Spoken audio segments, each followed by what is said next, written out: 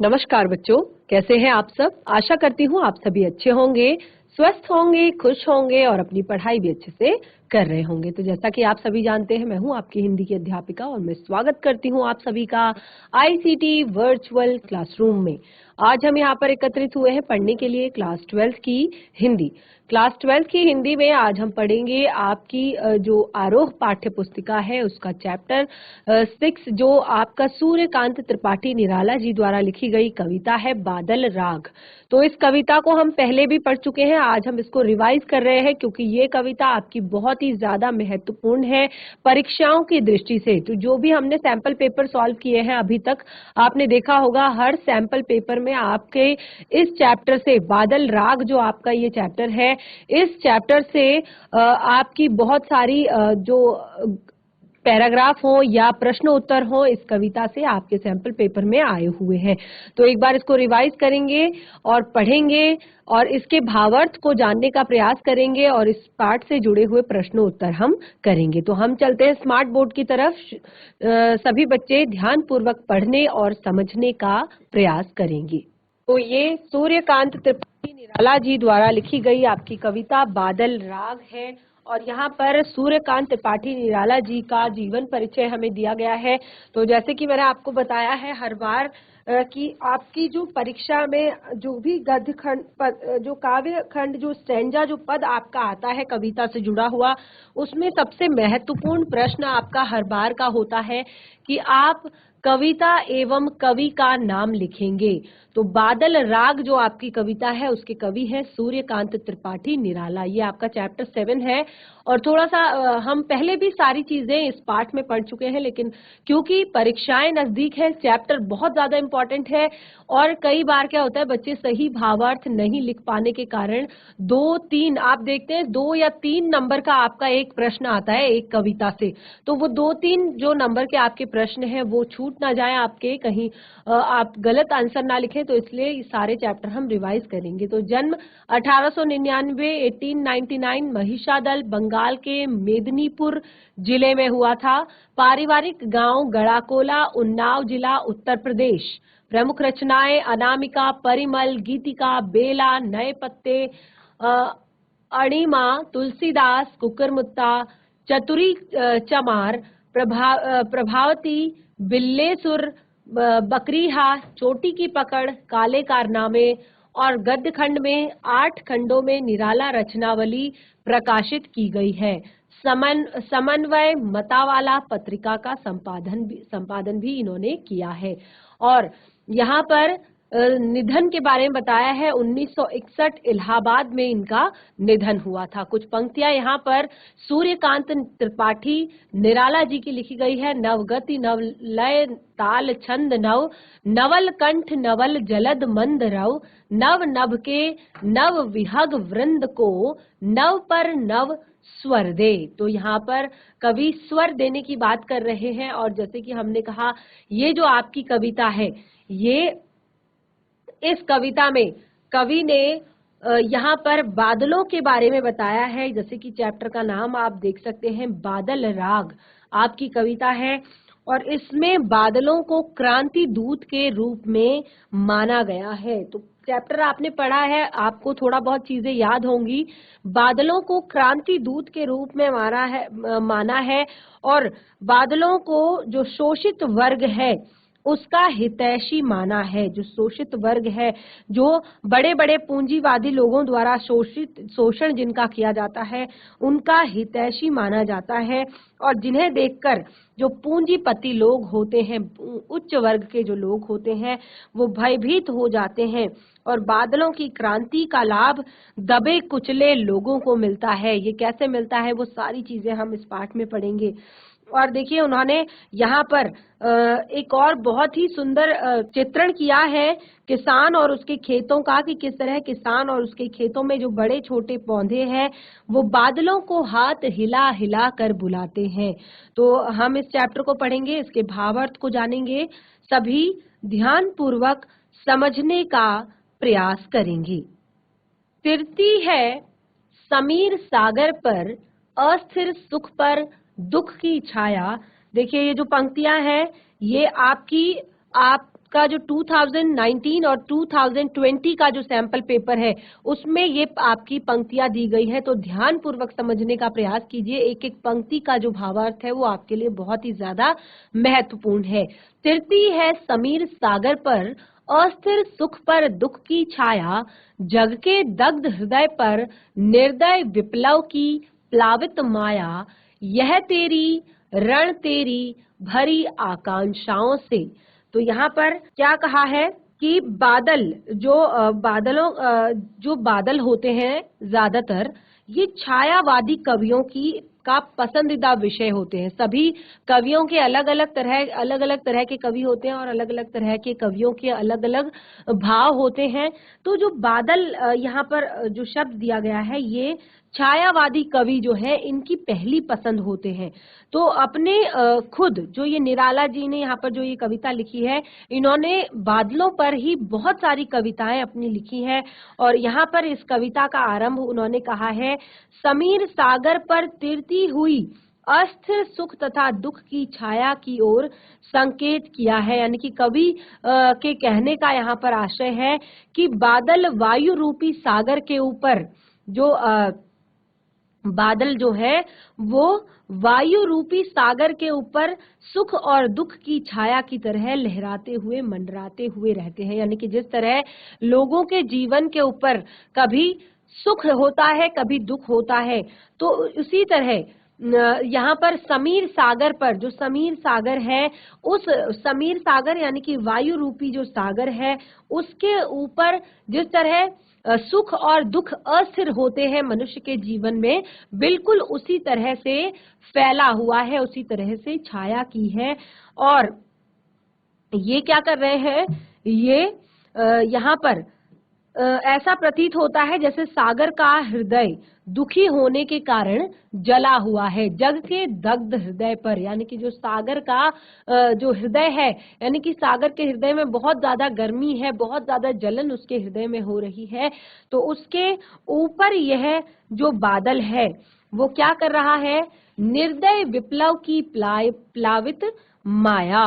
तो यहाँ पर बताया गया है कि जिस तरह से ये जो सुख और दुख की छाया की तरह ये जो लहरा रहे हैं, तो कवि को ऐसा प्रतीत होता है जैसे सागर का हृदय दुखों के कारण जला हुआ है और बादल उस पर क्रांति दूत की भूमिका में है। यानी कि वो एक उनको शांत करने के लिए वो वहां पर आए हुए हैं, उसकी अग्नि को शांत करने के लिए आए हुए हैं। तो बार बार गरज रहे हैं, बार बार धरासार हो रहे हैं। यह निर्दय विप्लव की प्लावित माया, यह तेरी रण तेरी, यह तेरी रण तेरी भरी आकांक्षाओं से, घन भेरी गर्जन से, सजग सुप्त ओ अंकुर। तो यहाँ पे बताया है कि सूर्यकांत त्रिपाठी निराला जी यहाँ पर कहते हैं कि जिस तरह से यह तेरी रण तेरी, यानी कि सब कुछ अभी बादलों के हाथ में है सब कुछ। और ये जो आकांक्षाएं हैं किसकी, निर्दय विप्लव की प्लावित माया। जो छोटे छोटे पेड़ पौधे हैं वो क्या हो रहे हैं, वो पेड़ पौधे आशा लगाकर बैठे हुए हैं कि किस आशा में बैठे हुए हैं कि ये बादल गरजेंगे और घन भेरी गर्जन से सजग सुप्त अंकुर, जो ये सुप्त अंकुर पड़े हुए हैं जमीन में, ये सुप्त अंकुर उर में पृथ्वी के आशाओं से आस लगाकर बैठे हुए हैं। किस बात की आस लगाकर बैठे हुए हैं कि जब उन पर बारिश की बूंद गिरेगी, जब उन पर बारिश गिरेगी तो क्या होगा, ये खिलेंगे, फूल खिलेंगे और यहाँ पर अंकुर उसमें फूटेगा और उर में पृथ्वी के आशाओं से नव जीवन की ऊंचा कर सिर। अब वो इस आशा में है कि वो भी अपना जो सर है वो ऊपर उठाएंगे। तो इस पूरे प्रसंग का, यहाँ पर देखिए पूरे प्रसंग की अगर हम बात करें तो यहाँ पर निराला जी कहते हैं बादलों का आह्वान करते हैं, बादलों को बुला रहे हैं। और क्या कहते हैं बादलों को बुलाते हुए कि हे बादल, तुम मंद मंद चलते हुए मंद मंद आगे बढ़ते हुए तुम आओ और ये पुष्पों की, फूलों की, ऐसे अंकुरों की जो सुप्त पड़ी आशाएं हैं, जो पृथ्वी पर डूबे हुए हैं, इनको तुम जगाओ। तो यहाँ पर बहुत ही प्यारी पंक्तियां यहाँ पर सूर्यकांत त्रिपाठी निराला जी ने लिखी है। और निराला जी यहाँ पर कहना चाहते हैं, घन भेरी गर्जन से सजग सुप्त अंकुर उर में पृथ्वी के आशाओं से नव जीवन की ऊंचा कर सिर ताक रहे विप्लव के बादल, फिर बार बार गर्जन वर्षण है मूसलधार। यानी कि इस समय अब जब बहुत तेजी से बादल गरज रहे हैं, बहुत तेजी से बादल बरस रहे हैं, तो उस समय क्या हो रहा है, उस समय जो संसार है वो बार बार गर्जन हो रही है, बहुत तेज मूसलधार वर्षा हो रही है। तब वर्षण है मूसलधार, हृदय थाम लेता संसार। तो एक तरफ आप देखिए जो छोटी छोटी आशाओं की बात की गई है, यानी कि जो एक छोटे छोटे पेड़ पौधों की बात की गई है, तो ये एक बताने की यहाँ पर कोशिश की गई है सूर्यकांत त्रिपाठी निराला जी द्वारा कि जो निम्न वर्ग के लोग हैं, जो निम्न वर्ग के लोग हैं वो खुश हो रहे हैं, वो प्रसन्न हो रहे हैं कि वर्षा होने वाली है, बादल आ रहे हैं, बारिश होने वाली है। और लेकिन क्या हो रहा है, हृदय थाम लेता संसार। और जो उच्च वर्ग के लोग हैं वो क्या कर रहे हैं, बिल्कुल डरे हुए हैं, बिल्कुल सहमे हुए हैं। क्यों डरे हुए हैं, क्यों सहमे हुए हैं? क्योंकि सुन सुनकर घोर वज्र हुंकार, इस वज्र की हुंकार को वो सुनकर डर रहे हैं, डरे हुए हैं। और अशिन पात से शापित उर छत छत वीर। अब क्या होता है, क्योंकि जो बड़े जो लोग होते हैं उनके लिए ये जो बादल होते हैं ये हमेशा क्या होते हैं, असिन पात से शापित उन्नत छत छत वीर। जो बहुत बड़े बड़े जो लोग होते हैं ये अक्सर ये डरे हुए रहते हैं, ये घबराए हुए रहते हैं। जिस तरह से देखिए क्या कहा गया है कि शुरुआत में ही सबसे पहले कहा है कि जो बादल हैं उनको निराला जी कह रहे हैं कि तुम समीर रूपी सागर पर ठीक उसी प्रकार तैर रहे हो जिस प्रकार एक अस्थिर सुख पर दुख की छाया मंडराती है, और तू इस संसार के जो पीड़ित लोगों के हृदय में जो निर्दयी क्रांति की माया के समान आच्छादित रहता है। यानी कि बादलों को कह रहा है कि तू इस संसार के लोगों के हृदय में एक निर्दयी काया जो हमेशा रहती है उसके समान तुम आच्छादित रहते हो, उसके समान तुम संसार को ढके हुए रहते हो। अर्थात जो पीड़ित लोग होते हैं उनके हृदय में उनके दुखों के लिए तुम हमेशा उत्तरदायी व्यवस्था के विरुद्ध रोष पनपाते रहते हो। यानी कि जो उनके दुखों का कारण है, जो निम्न वर्ग के जो लोग हैं उनके दुखों का कारण जो है, तुम उनके लिए हमेशा रोष उत्पन्न करते रहते हो। और दूसरा यहाँ पर क्या कहते हैं कि बादल तेरी जो युद्ध की नौका है उन दलित पीड़ित लोगों की आकांक्षाओं से भरी हुई है। यह तेरी रण तेरी, यानी कि जो तेरे अंदर रोष जो है वो उन जो दलित पीड़ित लोगों की आकांक्षाएं हैं वो उनसे भरी हुई है। इनके जब तुम गर्जन करते हो तो जो निम्न वर्ग के लोग होते हैं वो खुश हो जाते हैं, वो प्रसन्न हो जाते हैं। और घन भेरी गर्जन से सजग सुप्त अंकुर, और जो समृद्धि अब वे भी अपने सुख दुख के निवारण की भावना, यानी कि अब उनके दुख नष्ट हो जाएंगे और अब उनको सुख समृद्धि मिलेगी, इसके वो सपने देखने लगते हैं। हे क्रांति के दूत बादल, तुम नगाड़े की गर्जना से सावधान करके उन पीड़ित लोगों का सिर ठीक प्रकार ऊंचा करो, ठीक उसी प्रकार ऊंचा करो जैसे नव जीवन की आशाओं से भरकर लोग तुम्हारी ओर देखते हैं। यानी कि जब आपने देखा होगा जिस तरह गर्मियों के समय में एक अगर आप बीज जमीन में डाल दो तो वो बिल्कुल, क्योंकि उसको कोई अनुकूल परिस्थितियां नहीं मिलती, वो एकदम जमीन के अंदर दब जाता है, वो किसी कोने में दब जाता है, लेकिन वो एक आस में वो लगा रहता है। जब बादल गरजते हैं तो वो बहुत ज्यादा खुश हो जाता है। कैसे खुश होता है? आशाओं से वो तुम्हारे नए जीवन की कि अब उसे जीवन मिलेगा।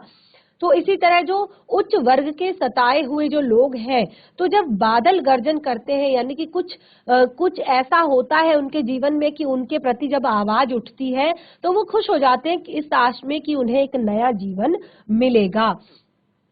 तो यहाँ पर जिस प्रकार जो अंकुर बादल के आगमन पर नवजीवन की आशाओं से भर जाते हैं, यानी कि पृथ्वी के हृदय में जो सोए हुए बीज हैं वो नए जीवन की आशाओं से भर जाते हैं और अंकुरित होकर सिर ऊंचा करके बादलों की ओर ताकते हुए प्रतीत होते हैं। उसी प्रकार ये दलित शोषित वर्ग के मन में भी नई आकांक्षाओं का जन्म होता है और वो भी आशा करने लगते हैं कि उनका जो दुख हुआ है वो निवारण होगा उसका और उनको भी उन्नति करने को मिलेगी, उनका भी जीवन खुशियों से भर जाएगा। तो फिर कहा जाता है कि हे बादल, तेरे बार बार गर्जन करने से, यानी कि फिर बार बार गर्जन वर्षण है मूसलधार, तेरे बार बार गर्जन करने से, धरासार वर्षण करने से अब सारा संसार जो है हृदय थाम लेता, संसार सुन सुन घोर वज्र हुंकार। तो ये सारा संसार जो है वो अपने हृदय को थाम लेता है। तेरे वज्र के समान हुंकार को सुनकर लोग आतंकित हो जाते हैं, यानी कि डर जाते हैं। और क्या होता है, छत विछत हत अचल शरीर गगन स्पर्धा धीर, यानी कि जिन लोगों में तो यहाँ पर देखिए प्रकृति के माध्यम से जो समाज के लोग हैं उनके मन की जो बात है उसको यहाँ पर बताया गया है।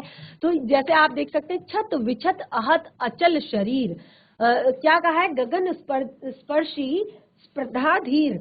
तो तेरे वज्र के हुंकार से सब जो लोग हैं वो आतंकित हो जाते हैं और भीषण तड़ित पात से, जो तुम तड़ित पात करते हो यानी कि अशिन पात से शापित उन्नत छत छत वीर। तो यहाँ पर जो बहुत सारे जो बड़े जो लोग हैं, तो यहाँ पर कहा है जिस तरह से बड़े बड़े क्या होते हैं, पहाड़ होते हैं। तो जब बिजली गिरती है, आकाश की जब बिजली गिरती है तो बड़े बड़े पहाड़ नष्ट हो जाते हैं, बड़े बड़े पहाड़ों के जो पाट हो जाते हैं, छत विछत हो जाते हैं उनके अचल शरीर। अचल यानी कि जो बिल्कुल भी चलायमान नहीं है, वो बिल्कुल छत विछत हो जाते हैं। तो इस प्रकार गगन छूने की स्पर्धा में लगे हुए जो ऊंचे ऊंचे पहाड़ हैं, उनके जो कठोर शरीर हैं वो छत विछत हो जाते हैं। अर्थात क्रांति रूपी जो तड़ित पात होता है, देखिए प्रकृति के माध्यम से लोगों के मन की बात की गई है कि जो क्रांति रूपी तड़ित पात होता है, होने पर उन्नति के शिखर पर पहुंचने वाले जो सैकड़ों वीर जो होते हैं, यानी कि जो बड़े लोग होते हैं, बहुत बड़े बड़े जो काम करके रखते हैं, तो ऐसे लोगों के ऊपर जब क्रांति का तड़ित पात होता है, उनके लिए कोई क्रांति होती है, तो वो उन्नति के शिखर पर पहुंचने वाले जो लोग होते हैं वो भी मिट्टी में मिल जाते हैं। हंसते हैं छोटे पौधे लघुमार। अब देखिए यहाँ पर क्या कहते हैं कि हंसते हैं छोटे पौधे लघुमार, जो छोटे पौधे हैं, क्योंकि बड़ों का तो ये हाल हो जाता है और जो छोटे पौधे हैं, हंसते हैं पौधे लघुमार, शस्य अपार हिल हिल खिल खिल हाथ मिलाते। जो अब छोटे छोटे जो पौधे हैं, यहाँ पर कहा है जो छोटे छोटे पौधे हैं वो क्या करते हैं, वो हंसते मुस्कुराते रहते हैं, क्योंकि उन पर जो बादल होते हैं उन बादलों की विनाशकारी लीला का कोई भी प्रभाव नहीं पड़ता है। और वो बारिश होने से वो बल्कि ऐसा प्रतीत होता है कि वो बादलों के आने से, वर्षा के होने से वो और अधिक विकसित हो गए हैं, वो और भी अधिक सुंदर और प्यारे लगने लगे हैं। यानी कि जब आप देखते हैं वर्षा ऋतु से पहले अगर आप पूरी पृथ्वी का अगर आप देखेंगे एक ढांचा, तो आप देखेंगे कि वो पूरी तरह से सूखी हुई आपको दिखाई देती है, चारों तरफ सूखापन दिखाई देता है। लेकिन जब वर्षा ऋतु आती है, बारिश जब होती है, तो पूरी पृथ्वी जो है हरी भरी हो जाती है और भले ही कितने ही वज्रपात हो रहे हों, कितने ही बादल गरज रहे हों, लेकिन प्रकृति में पूरा हरियाली छा जाती है। तो ऐसा लगता है हिल हिल खिल खिल हाथ हिलाते, तुझे बुलाते विप्लव रव से छोटे ही हैं शोभा पाते। तो ऐसा लगता है कि वे उससे और ज्यादा अधिक विकसित हो रहे हैं और अधिक हरियाली युक्त हो रहे हैं, और ऐसा प्रतीत होता है उन्हें देखकर मानो जो ये छोटे छोटे पौधे हैं, क्योंकि बारिश होती है, हवाएं चलती है, तो ऐसा लगता है ये छोटे छोटे पौधे हिल हिल कर, खिल खिल कर, हाथ हिलाते हुए तुझे आने का निमंत्रण दे रहे हों, तुझे बुला रहे हों। विप्लव रव से छोटे ही शोभा पाते, यानी कि जो ये विप्लव रव आता है, जो क्रांति ये आती है, इस क्रांति के उथल पुथल के शोर से, यानी कि जब भी कोई ऐसी क्रांति समाज में आती है, कुछ ऐसा चीज समाज में, कुछ गलती अगर समाज की कुछ सुधारनी होती है और उसके लिए जो क्रांति आती है, तो उसमें हमेशा छोटे ही शोभा पाते हैं, यानी कि छोटे लोगों को ही फायदा होता है, क्योंकि बड़े लोग तो अपनी इज्जत बचाने में लगे रहते हैं, क्योंकि उनके इतने काम रहते हैं, वो कैसे बड़े हो गए, क्योंकि बहुत ज्यादा मेहनत जो नहीं करते, बहुत जल्दी जो बहुत अलग अलग काम करके दूसरों को परेशान करके, दूसरों को दिक्कत देकर जो बहुत बड़े बन जाते हैं। तो जब कभी ऐसे लोगों के खिलाफ कोई क्रांति आती है तो हमेशा छोटों को ही फायदा होता है। तो इस छोटी सी कविता बादल राग के माध्यम से कवि ने आपको ये बात बताने की कोशिश की है, सूर्यकांत त्रिपाठी निराला जी ने ये बात बताने की कोशिश की है। तो याद रखिएगा, आपके चैप्टर का नाम है बादल राग और कवि है सूर्यकांत त्रिपाठी निराला जी। तो इस तरह कवि यहाँ पर बादलों को संबोधित करते हुए कह रहे हैं कि हे क्रांति के दूत बादल, तेरे आगमन पर जो ऊंचे ऊंचे भवन होते हैं, वो ऊंचे ऊंचे भवन आतंक भवन में परिवर्तित हो जाते हैं। देखिए, कविता का सार समझ लीजिए, तब आपको एक एक पंक्ति का अर्थ वहां पर पता चल जाएगा, आप बिल्कुल भी कंफ्यूज नहीं होंगे। तो वो कहते हैं कि तेरे आगमन पर जो ऊंचे भवन होते हैं, वो आतंक भवन के रूप में बदल जाते हैं, यानी कि वहां पर रहने वाले लोग, जो धनी लोग हैं, वो डर से कांपने लगते हैं, भय से कांपने लगते हैं। और क्योंकि जो जल है या बाढ़ है, उसकी विनाश लीला का प्रभाव जो होता है वो हमेशा कीचड़ पर होता है, यानी कि जब भयंकर बाढ़ आती है तो कीचड़ में उथल पुथल मच जाती है, लेकिन छोटे प्रसन्न चित कमल से उसी प्रकार नीर छलकता रहता है जैसे शुद्ध कमल पर उस भयंकर बाढ़ से अप्रभावित होता है। यानी कि अगर आप अपने मन को साफ बनाए हुए हैं, देखिए जिस तरह कीचड़ में कमल खिलता है, और आप देख सकते हैं कितना भी उसके ऊपर पानी डाल दिया जाए, कितना भी उसके ऊपर कुछ गंदगी डाल दी जाए, वो अपने ऊपर एक बूंद भी अटकने नहीं देता। तो उसी तरह अगर बारिश हो रही है, अगर वर्षा हो रही है, तो उसका प्रभाव केवल उच्च वर्ग के लोगों को ही पड़ेगा, क्योंकि जो निम्न वर्ग के लोग होते हैं या जो इस तरह के जो लोग होते हैं, वो ठीक उसी प्रकार होते हैं जिस प्रकार एक कमल होता है, वो अपनी पत्ती से नीर छलका देता है, यानी कि भयंकर बाढ़ से वो अप्रभावित होता है। और ठीक इसी प्रकार एक शिशु रोग अवस्था में भी हंसता रहता है, यानी कि कहने का भाव ये है कि छोटे जो लोग होते हैं वो अपने जीवन की आपदाओं से भयभीत नहीं होते। निम्न वर्ग की बात यहाँ पर की है कि जो निम्न वर्ग के लोग होते हैं वो कभी भी अपने जीवन की परेशानियों से नहीं घबराते हैं। एक सबसे पहली बात है कि उनको परेशानियां सहने की आदत हो जाती है, वो अपनी हर परेशानी को सुलझाने का प्रयास स्वयं से करते हैं, वो दूसरों पर डिपेंड नहीं रहते हैं। और दूसरी बात, उनको कुछ भी ऐसा खोने का डर नहीं होता जो उन्होंने बहुत ज्यादा इकट्ठा किया होता है, बहुत ज्यादा रखा होता है, तो वो बिल्कुल भी घबराते नहीं है, बिल्कुल भी डरते नहीं है। लेकिन बाढ़ का, बिजली का, बारिश का डर हमेशा बड़े लोगों को होता है, क्योंकि वे अपने घरों में अपने परिवार से लिपटे हुए भी इस तरह से कांप रहे होते हैं मानो वो अपने घर में न बैठकर किसी आतंक की गोद में बैठे हों। और तो इस तरह से यहाँ पर कवि ने अपनी कविता को यहाँ पर बताया है। आगे की पंक्तियां, अट्टालिका नहीं है रे आतंक भवन, यानी कि यहाँ पर कवि कहते हैं अट्टालिका नहीं है रे आतंक भवन, सदा पंख पर ही होता जल विप्लव प्लावन, शुद्ध प्रफुल्ल जल से सदा छलकता नीर, रोग शोक में भी हंसता शैशव सुकुमार का शरीर। रुद्र कोश है शुद्ध तोष।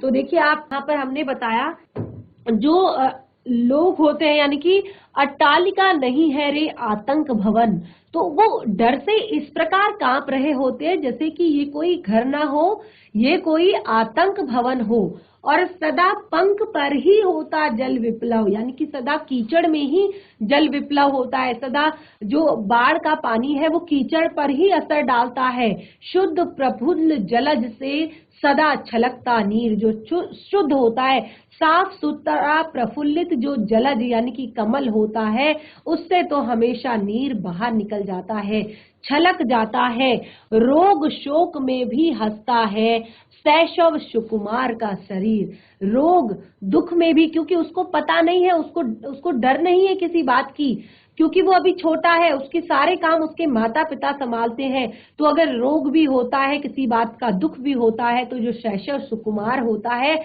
वो प्रसन्न रहता है, खुश रहता है। रुद्र कोश है शुद्ध तोष, यानी कि जो लोग होते हैं वो देखिए इस पूरी बात को कहने का भाव ये है कि छोटे लोगों की जीवन, छोटे लोग जो होते हैं वो अपने जीवन की आपदाओं से भयभीत नहीं होते, वो दूसरों की तरफ क्रांति के आगमन, जो दूसरी तरफ जो क्रांति के आगमन से धनी लोगों के जो कोष हैं वो अवरुद्ध हो जाते हैं, उनका संतोष छिन जाता है, यानी कि उनको हर टाइम चिंता लगी रहती है और वो अपने परिवार में अंगना अंग से लिपटे भी आतंक अंक पर कांप रहे। तो वो अपने परिवार में अपने परिवार के लोगों से लिपटते हुए भी ऐसे कांपते हैं जैसे मानो कि वो किसी आतंक से टकरा गए हों, किसी आतंक पर लिपटे हुए हों।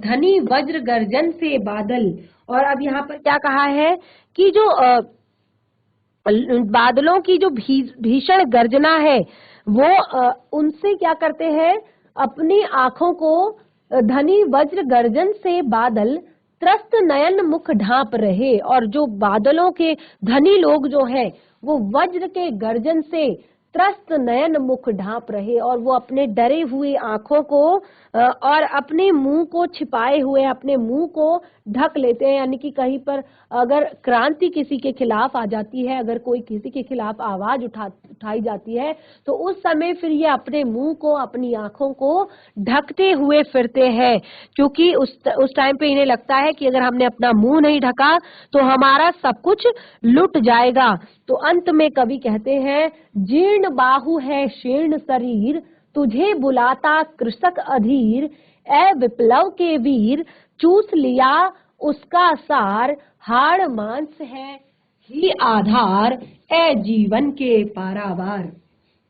तो क्या कहते हैं कवि अब अपनी अंतिम पंक्तियों में कहते हैं, जीर्ण बाहु है शीर्ण शरीर, तो हे क्रांति के दूत बादल, जीर्ण भुजाओं वाला और दुर्लभ शरीर वाला, जीर्ण बाहु है शीर्ण शरीर, तुझे बुलाता कृषक अधीर। तो अब बादलों का यहाँ पर अभिवादन करते हुए, बादलों को संबोधित करते हुए, बादलों को बुलाते हुए कहते हैं कवि अंत में कि हे क्रांति के दूत बादल, जीर्ण भुजाओं वाला और दुर्बल शरीर वाला एक कृषक जो है वो अधीर होकर, यानी कि अब उससे धीरज नहीं होता, अब वो धैर्य नहीं रख सकता, अब वो अधीर हो चुका है, उसके सब्र का बांध टूट चुका है।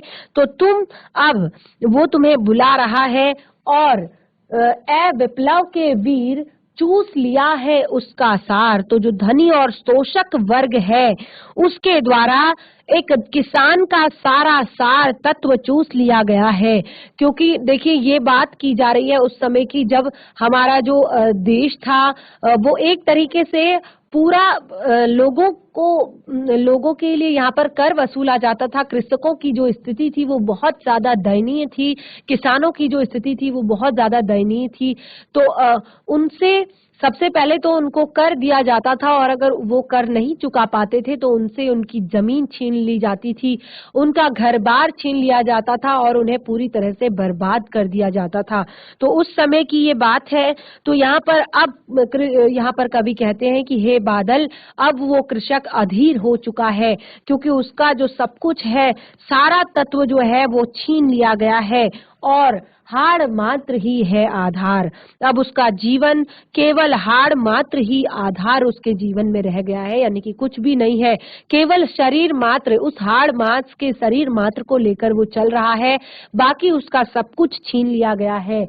तो ए जीवन के पारावार, यानी कि हे जीवन के सागर, यानी कि क्योंकि तुम लोगों को जीवन प्रदान करने वाले हो, क्रांति के दूत हो, तो हे बादल, तुम यथाशीघ्र आकर ऐसे दलित शोषित वर्ग और एक किसान के दुखों का निवारण करके उनको पुनर्जीवित करो, उन्हें दोबारा से शक्ति प्रदान करो कि वो लोगों के साथ लड़ सके, वो लोगों के खिलाफ आवाज उठा सके, वो लोगों के लिए क्रांति कर सके और जो उनकी मेहनत का फल है वो मेहनत का फल उन्हें मिल सके। तो इस तरह से यहाँ पर जो आपकी कविता है, ये हमारी कविता पूरी तरह से कंप्लीट हो गई है। हमने बहुत अच्छे से इस कविता को पढ़ लिया है। ये कविता थोड़ा सा बड़ी है, लेकिन आप देखेंगे कि इस कविता में पूरा, अगर आप एक बार कविता के भावार्थ को अच्छे से समझ जाएंगे तो आपको एक एक पंक्ति का जो है भाव सौंदर्य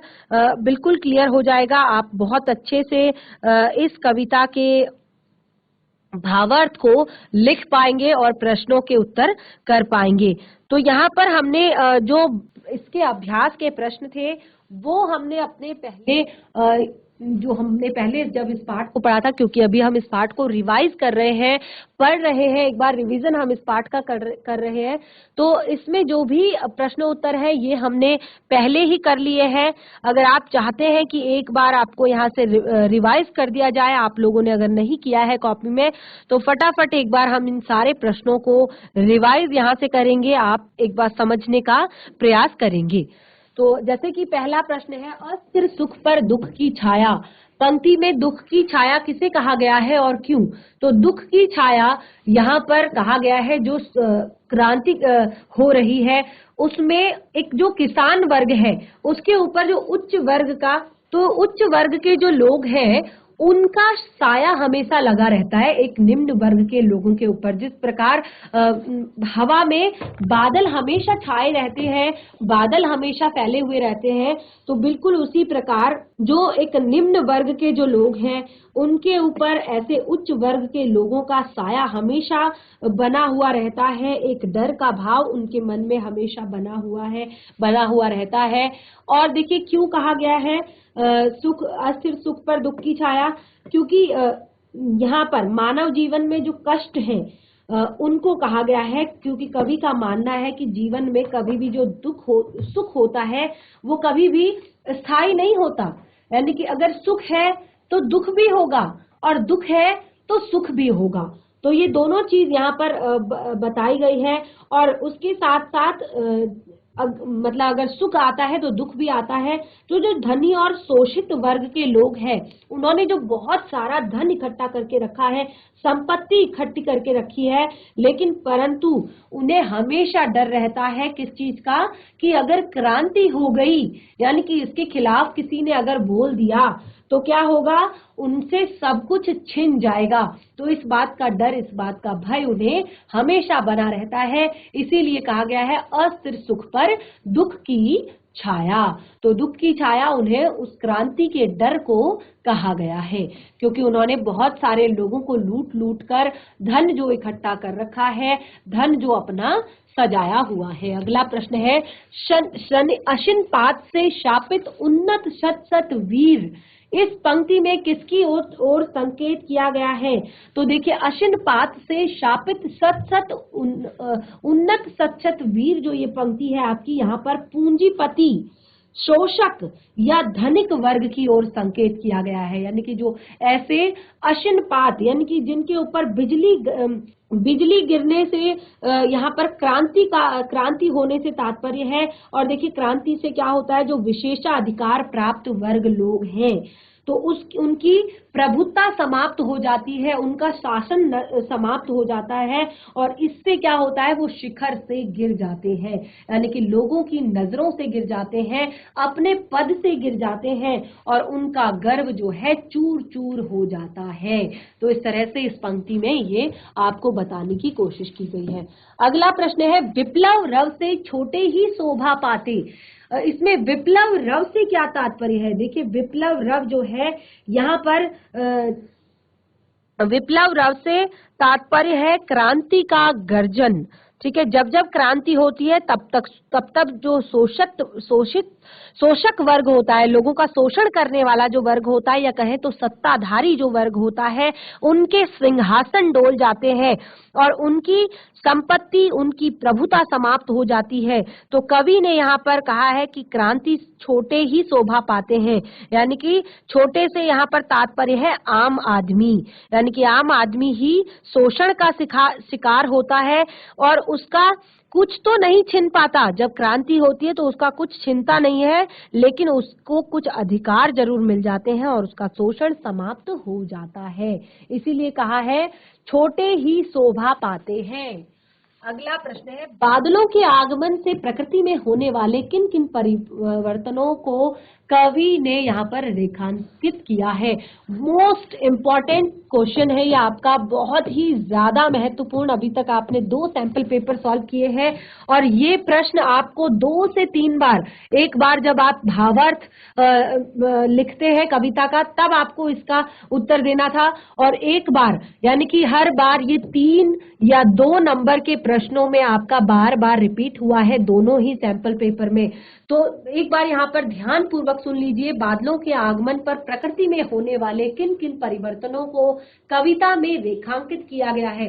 तो देखिए, सबसे पहले तो याद रखेंगे कवि का नाम है सूर्यकांत त्रिपाठी निराला, कविता का नाम है बादल राग, और बादलों के आगमन पर प्रकृति में निम्नलिखित परिवर्तन होते हैं, इस प्रकार से आप इसका उत्तर देंगे। देखिए, गर्जन करने पर, जब बहुत ज्यादा बादल गर्जन करने लगते हैं तो मूसलाधार वर्षा होती है और जो सुप्त पड़ा अंकुर है पृथ्वी पर, वो सुप्त पड़ा हुआ बीज जो है पृथ्वी पर, वो अंकुरित होने लगता है और बिजली चमकने से जो पर्वत होते हैं वो गिर जाते हैं, बाढ़ आ जाती है और हवा चलने से जो छोटे मोटे पौधे हैं वो प्रसन्नता से झूम उठते हैं, खुश हो जाते हैं, और गर्मी के कारण दुखी जो प्राण है वो बादलों को देखकर प्रसन्न हो जाते हैं, खुश हो जाते हैं। तो इस तरह से ये हमारा जो चैप्टर है कंप्लीट हो गया है। पाठ से जुड़े हुए प्रश्नों उत्तर भी हम एक बार डिस्कस कर चुके हैं। ये व्याख्या यहाँ पर करनी है, ये आपका होमवर्क है। इस तरह का ही प्रश्न आपके एग्जाम में भी आता है, तो जरूर एक बार इस कविता को घर पर रिवाइज कीजिए और इसकी व्याख्या लिखने का प्रयास कीजिए अपनी कॉपी में। तो बच्चों, बादल राग जो हमारी कविता है इसको भी हमने रिवाइज कर लिया है और आप सभी को भावार्थ समझ में आया होगा और पाठ से जुड़े हुए जो प्रश्न उत्तर है इन्हें भी हमने पढ़ लिया है, समझ लिया है। तो आज का सेशन हमारा यहीं पे समाप्त होता है। हम मिलेंगे अपने नेक्स्ट सेशन में। आप तब तक एक बार फिर से अपनी कॉपी में चेक कीजिए, अगर आपको किसी पाठ में कोई भी परेशानी है, कोई पाठ समझ में नहीं आता है तो उसको यहाँ से रिवाइज करा दिया जाएगा और सभी प्रश्नों उत्तर भी आपको करा दिए जाएंगे। तो आज के लिए इतना ही, तब तक के लिए धन्यवाद। आपका दिन शुभ हो।